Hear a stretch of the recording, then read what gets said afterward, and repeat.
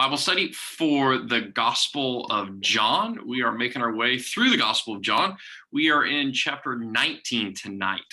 So thank you for joining me. And I realize I have John 17 pulled up. That is my bad. For the Gospel of John, we are making our way through the Gospel of John. We are in chapter 19 tonight. So thank you. Sorry, y'all. I'm having technical difficulties tonight, as you can tell. So welcome. This is kind of how it goes, right? I am learning on the fly like everybody else. So let me just pull up John chapter 19. There it is. Fantastic. Now, this is, of course, the crucifixion narrative. And there are just a few points that I want to pull out about John chapter 19 to give you all a little bit of insight, something just to chew on for a bit. Now, I want us to look at John chapter 19 through the lens of Genesis chapter 1. I know that sounds like a stretch, but go with me here for a second. If you remember way back from Genesis chapter 1, on the sixth day, God creates humanity. God creates humanity, calls it very good, and says, it is finished. So I think that when we come to chapter 19 of the Gospel of John, we come across, this is the sixth day of the week in Jewish reckoning, right? It's Friday. And we have Jesus say, it is finished. And we have Pilate say, here is the man. So I actually think that there are lots of correlations, lots of echoes going on here in the Gospel of John chapter 19 that go back to Genesis chapter 1. So let's first look at a little bit of what we talked about last week. Is remember how Pilate had to go ping-ponging back and forth because the council, the chief priests, are outside of Pilate's headquarters while Pilate is inside. So he has to keep walking back and forth. So here it says he entered the headquarters again and asked Jesus. You can tell that Pilate's frustration, his angst with all this going back and forth is just kind of, it's chafing him a little bit. So let's see, let's look at the irony here of, this is where I wanted to say. Pilate said to them, here is the man. Again, just think if you were a good first century Jew and you really knew the Holy Scriptures, when you would hear someone say, here's the man, behold the man, I think there would be some sort of lightning flash would go off in your mind to say, oh, just as God said way back when on the sixth day of creation, here is humanity.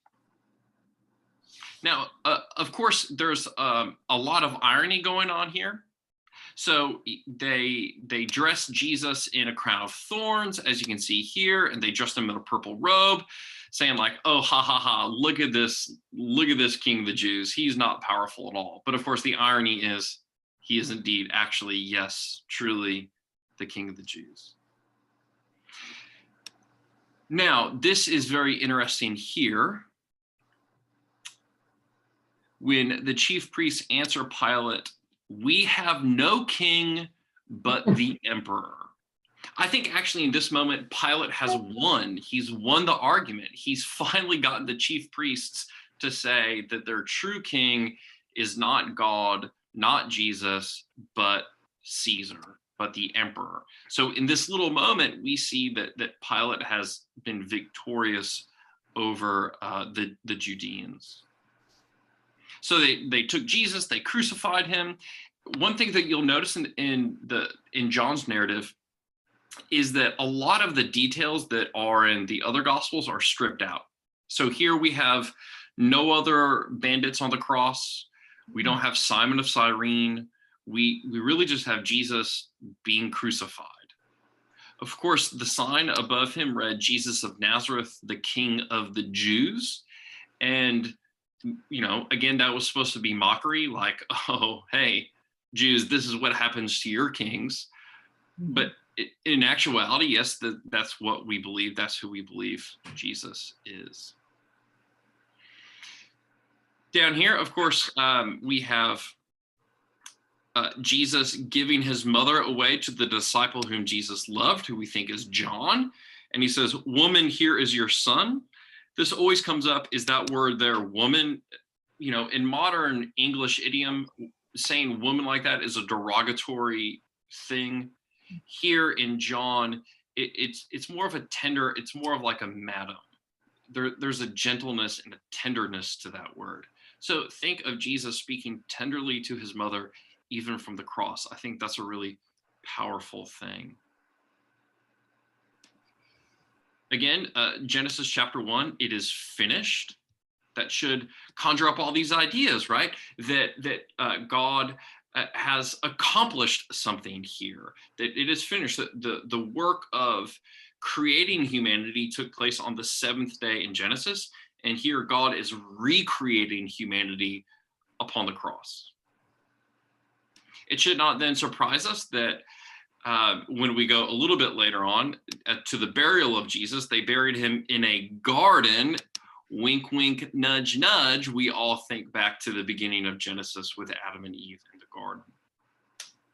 So, of course, they are a little bit concerned about getting this nasty business done with before the day is over. And so Pilate asked to have the legs of the crucified men broken and the bodies removed.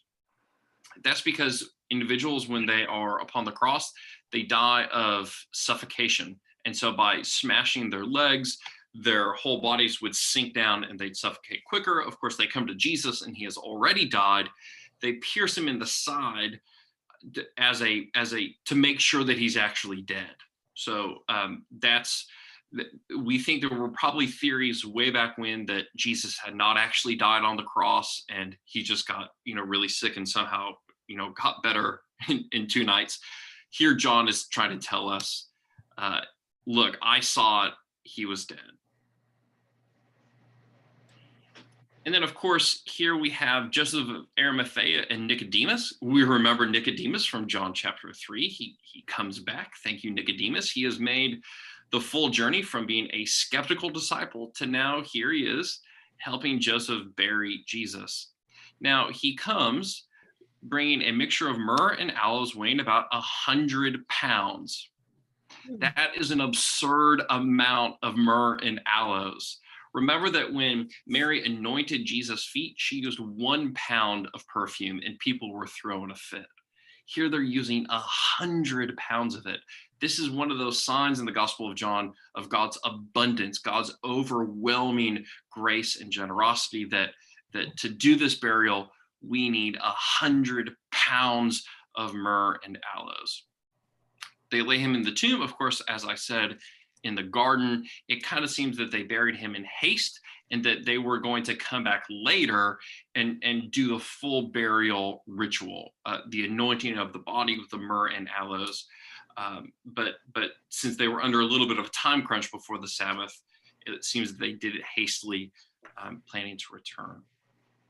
So thank you for joining me over on the YouTube. If you would like to join some of the conversation, I encourage you to come over to our Zoom meeting and we can have a little bit more conversation there. Sorry about the little snafu at the beginning, but it's been great to have all of you.